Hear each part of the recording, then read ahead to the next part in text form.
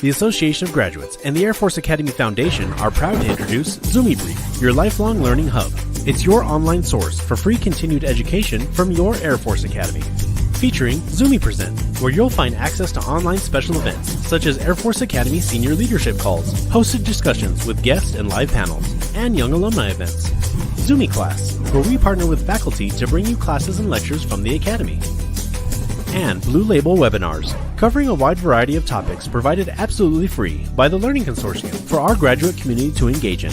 Continue your lifelong love of learning and sustain your flight through life with the power of knowledge. ZoomiBrief, brought to you by your Association of Graduates and the Air Force Academy Foundation. Visit zoomibrief.org and start learning today. ZoomiBrief, your lifelong learning hub.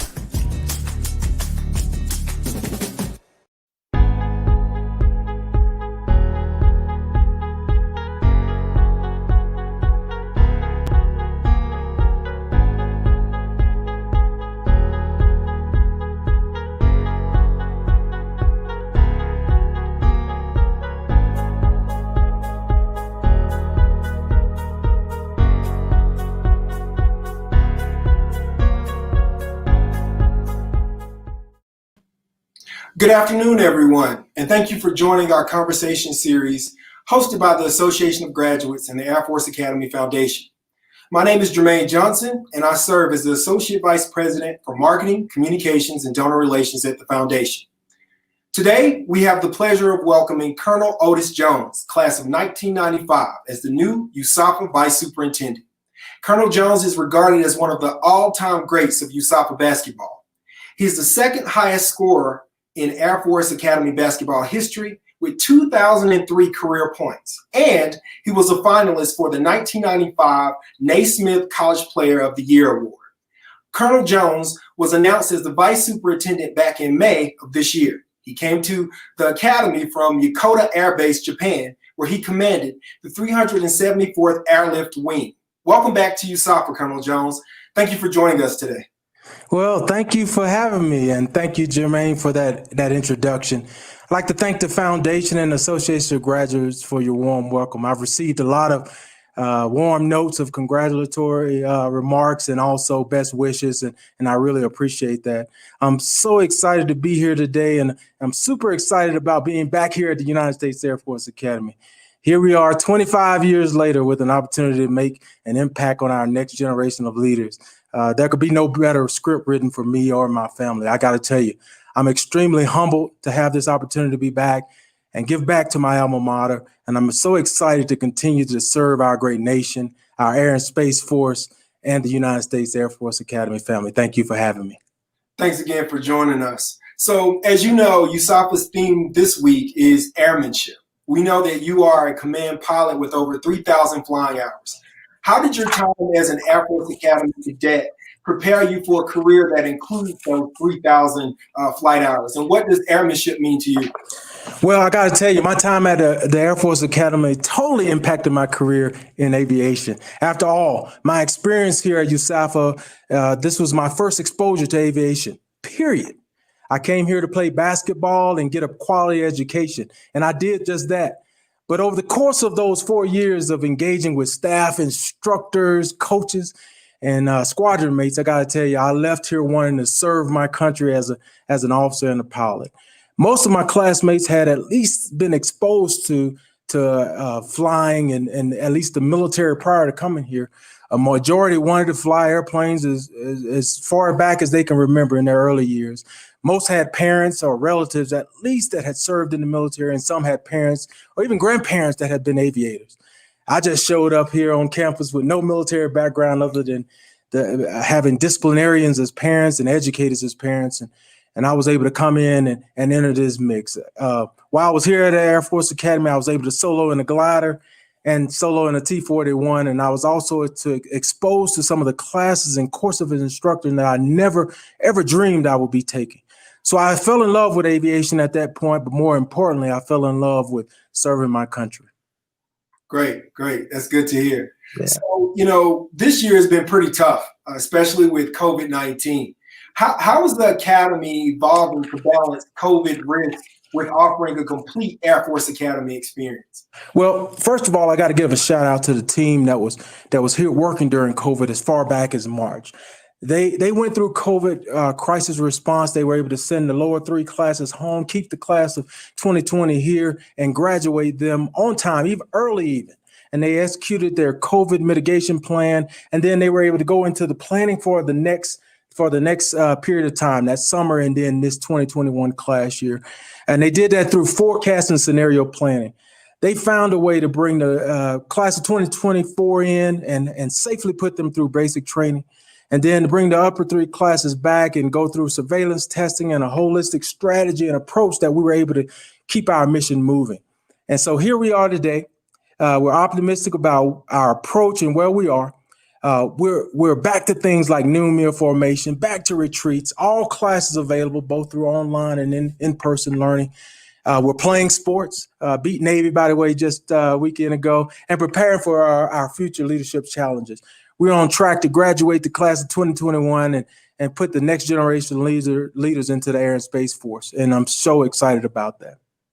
Great. That's great to hear. And here at the foundation and with the Association of Graduates, our offices are located right here on base. So we've certainly had an opportunity to see all of that good work go into good use. So, you've had a lot of different assignments. What leadership skills have you internalized from those assignments? And how do you see yourself drawing upon those experiences while here at the Academy?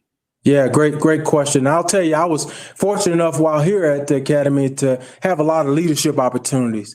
I was a squadron first sergeant, a squadron commander, and a two-time captain in the basketball program. And over the course of 15 assignments throughout my career, I've been able to have a lot of leadership experiences that really solidified my leadership philosophy. First, I believe a leader has to have personal priorities that will guide them through the tough times. For me, it's my faith, family, and fitness in that order.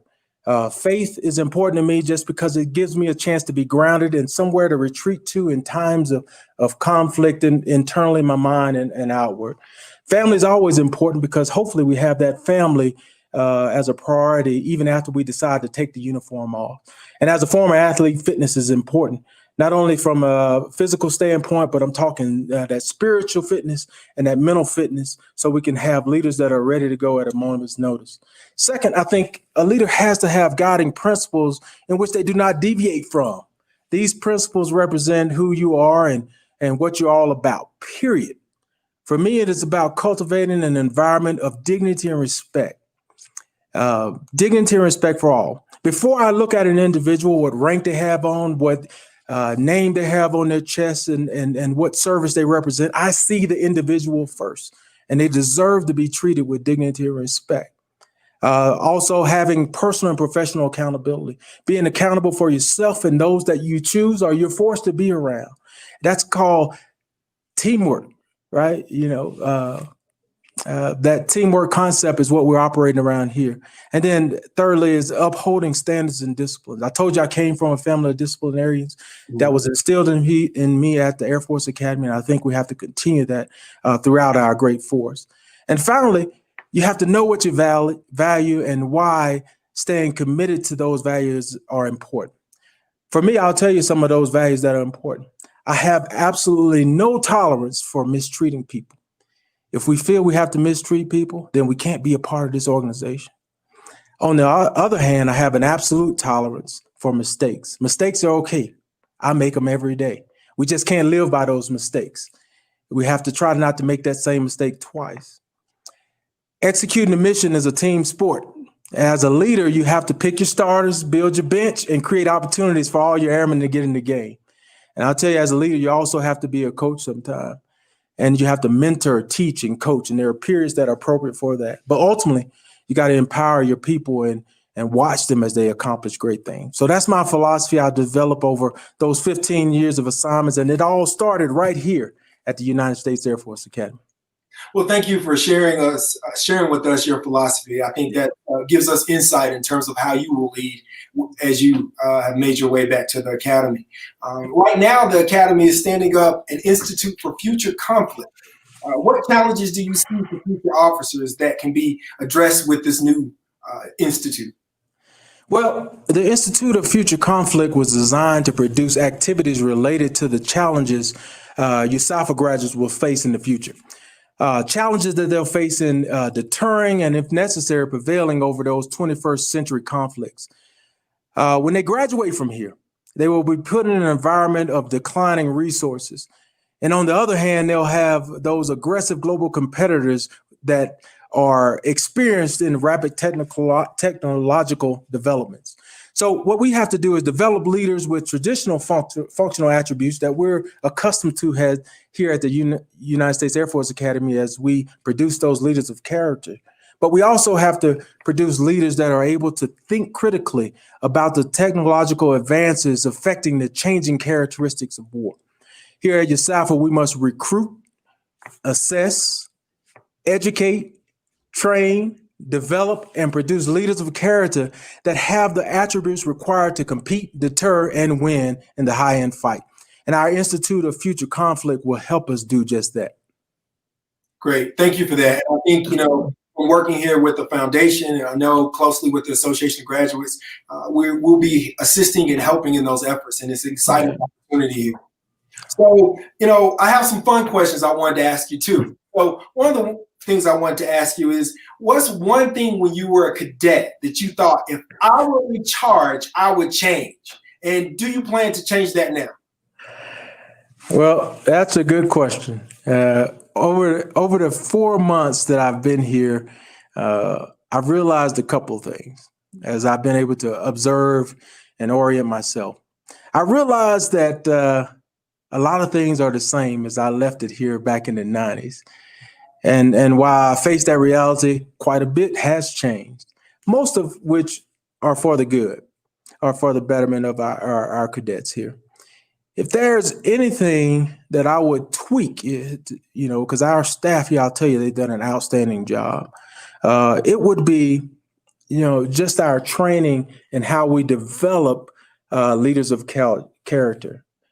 While I believe our cadets are diamonds in the rough, if you will, and most of you all know how diamonds are made, right? They're put under extreme temperature and pressure so that they bond together and grow to something what we know as these diamonds. And because I think the environment they will operate in when they leave this institution will be extreme temperatures and pressure, and they have to be able to adapt to that in order to be successful. They have to be ready to lead on day one. So I believe in that concept, if you will. But I still think that we have to do it while treating everyone with dignity and respect. There's a way to convey your message and to train someone and put them under those pressures without deviating from dignity and respect for all. I don't care if you're short and tall, male, female, black or white, strong or weak, intercollegiate athlete or not. You deserve to be treated with dignity and respect as we produce those leaders of character. So I wasn't always treated that way when I was here. I thought I was trained sometime just because that's the way we used to do it. I thought I was trained sometime just because someone thought I was getting out of something because I was an intercollegiate athlete. I thought I was trained because I didn't learn at the same pace someone else learned. And even if those factors were true, the fundamental thing that we have to do here is treat that individual with dignity and respect as we develop them. The key to our mission is developing leaders of character. So that's what I will ensure that we continue to do over the time that I'm here. Okay. Well, we wish you the best as you continue to examine those opportunities and find ways to ensure that we continue to keep those things going. As we think about the folks who are probably tuning in to the conversation that we're having, I'm just curious to know if you have any messages to the graduate community now that you're in your new role. Well, I'll tell you, my message is pretty simple. And it's thank you for your service to our great nation.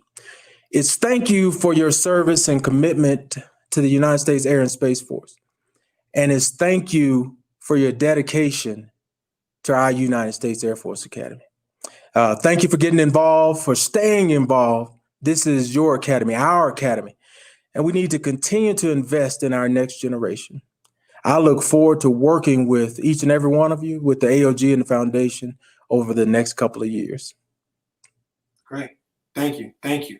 Well, I didn't know if you had any other message or signing off. I know that you're pretty busy as you onboarded. So I didn't know if you had any closing remarks that you'd like to offer before we conclude our conversation.